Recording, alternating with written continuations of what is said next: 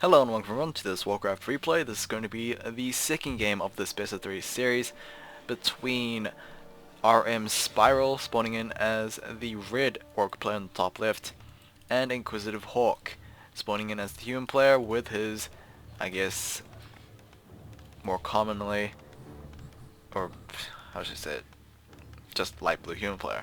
Hawk just plays a lot of light blue humans for some reason. I think light blue is his favorite color. Who knows? I don't. So either way, the series is favoring Spiral 1-0, and he has the possibility of ending it in this game, but there is also the chance that Hawk can actually pull this through. We've seen him do it many times, or we've just seen him dominate many times. The map is on Echo Isles, so it is a fairly small map, but you can always expect a fairly lengthy game.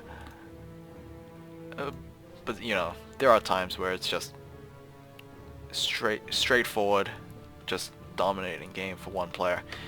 So yeah, it doesn't really matter too much, I think. So let's just get into this game. We have an Archmage coming out for InquisitiveHawk, and we have the Blade Master returning for Spiral. So pretty much same heroes for both players. Let's see if their strategies are going to be the same. It typically is, normally. Yeah, I mean, couple months ago, I guess, there were players where the winners of the first game would tend to do just some cheesy play in game 2. They'll typically lose to that because, you know, I mean, cheesy plays tends to lose to just conventional plays. And that's pretty much it. And then game 3 it just pretty much decides who actually advances. That's how it used to go a couple months ago, maybe a year ago, but, you know, not anymore. Spiral, what is actually going to do is actually going to wait for InquisitiveHawk to bring in his units to this mercenary camp. Hawk is actually going to clear out this green creep camp first, pick himself a circlet of nobility, and he's actually going to decide to be the aggressor as the Archmage. Is still going to get the experience from this camp. Or is he gonna... he is way too early for a second hero. That is clearly shown here. Keep has just started. Stronghold should start very soon as well. I mean, if the Stronghold has yet to start, then that is a very early keep. You can obviously see it by the number of footmen that Hawk actually has. He only has about 3. 1, 2, 3, yeah, that's pretty much it. That's pretty much all his footmen, so his early game might suffer a little bit. This peon, completely worthless. He needs to realize that Hawk is not playing that way. He's not going mega creeping, or at least the traditional creeping routes. He is going to spot Hawk actually going to clear out this Murloc camp. The Huntsman actually got ensnare out, and he might actually be able to surround this Orc Grunt. Either way, this Blade Master going to go and just take care of that Watermelon, and he's going to go and use a speed scroll to get that Grunt out of there. So the Blade Master has Scroll of Beast, Ring of Protection, which he just sold, and Gulls of Haste. And yeah, that's pretty much it. Boots of Speed has been purchased as well. He's pretty much just 1 kill away from level 2. Hawk is creeping rather aggressively and a little bit more unorthodox than normal human routes. I mean, if humans want to get that early Shadow Priest, they would have rushed this before this camp, but we usually see them sometimes go here, and then finish off with here, and you should be very close to level 3 by then, but Hawk did not go like that. Instead, he went here, and then straight down here to this green camp. Didn't get that far, unfortunately, and he didn't get any units in the process, so I'm not sure if it's rather effective or not. There was something in this marketplace. Oh, I see. So the Ogre Magi was the one that actually dropped this Scroll of Beast. TP Scroll is going to be purchased and actually going to be used immediately. Beastmaster has been spotted. Are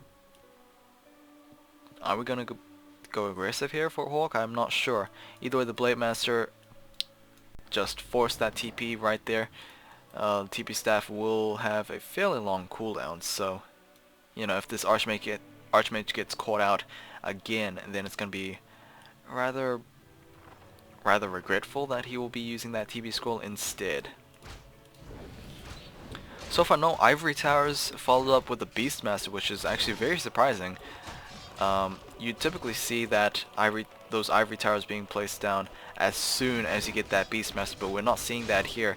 Instead, the Footmen and Quillbeasts are just rushing towards that single Orc Burrow, which is being repaired by 4 peons, but the DPS is a little too much. Beastmaster is taking a lot of damage, more damage than Hawk would ever like to see, and the Beastmaster will be taken down. I do not believe he got taken down by normal units. I think the battle stations actually took care of it, so no experience gained. I think that's what Hawk was intending to happen. That's why he moved those units away from the grunt, or moved the Beastmaster away from the grunts. Who knows? I don't especially know if that was intentional or not. We can always just assume. So there we go with a little pathing from Hawk right here. However, pathing does not really affect the Blade Master, as he can windwalk and just finish off that Footman. If the Archmage is close, he could have executed it traditionally, but that was not the case. Level 3 on the Blade Master as how did he get level 3? I'm not sure. I don't think the Footman was enough, but apparently it was. So there we go with the critical strike right there. Blade Master most surely has that level 2 Windwalk instead of level 2 Critical Strike, but who knows. We will have the first units out of the Arcane Sanctum, and the Blade Master he can Windwalk out of here, which is assuring, I guess. And there we go with the Windwalk. Dust Appearance has been used, but rather for naught, really.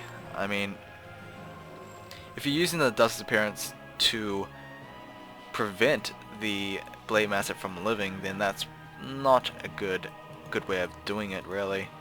Because the Blade Master, even though he can still be seen by the Dust Appearance, the Windwalk still gives him movement speed as well as ignoring unit collisions, so kind of hard to actually follow it up unless you have Mountain King, which I guess you can argue Mountain King over this Beastmaster. But here we go with these Ivory Towers, like I said.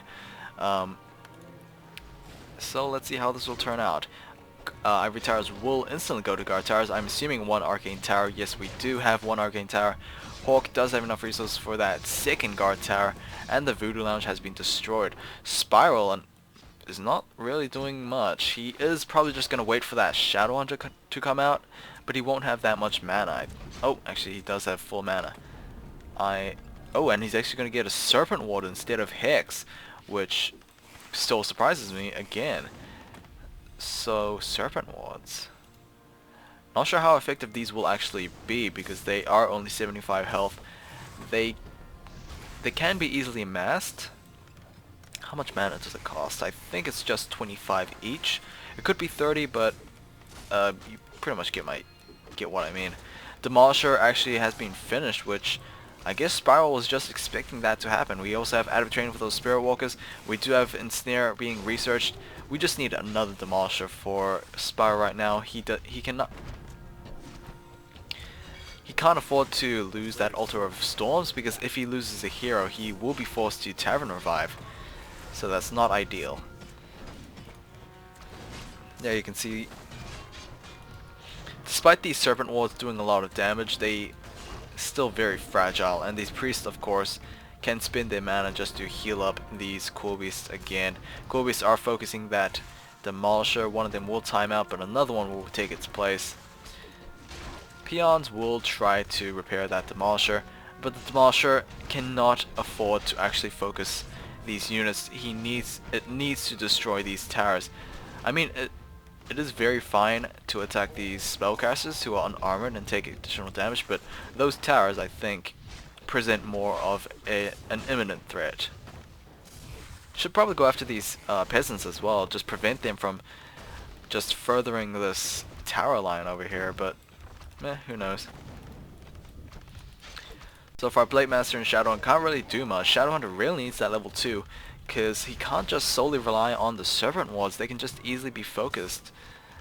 Blade Master, what is he going to do? Not much, really. He doesn't have that much steroid items for him, so he can't really push his way through this army, or whatever it is. I don't think it's pretty much an army.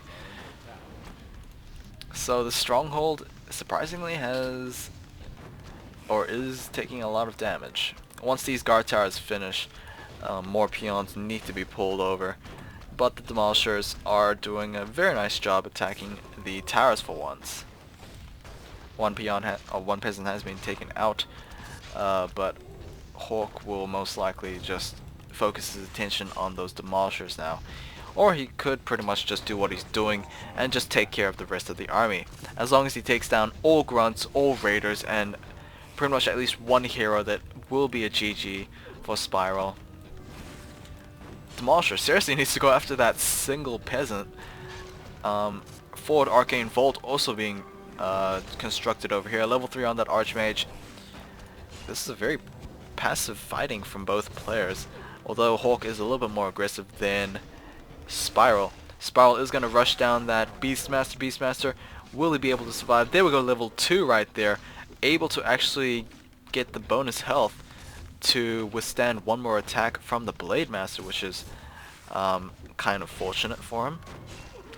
Now the Blade Master is taking a lot of damage. There is no stealth detection whatsoever, and the grunts are going to be focused next. So far, oh, that is actually all the demolishers being taken out. I'm not sure how they were actually taken out, but Spiral has given the GG and has left the game. So, fairly quick game, I guess. So we'll go to game 3.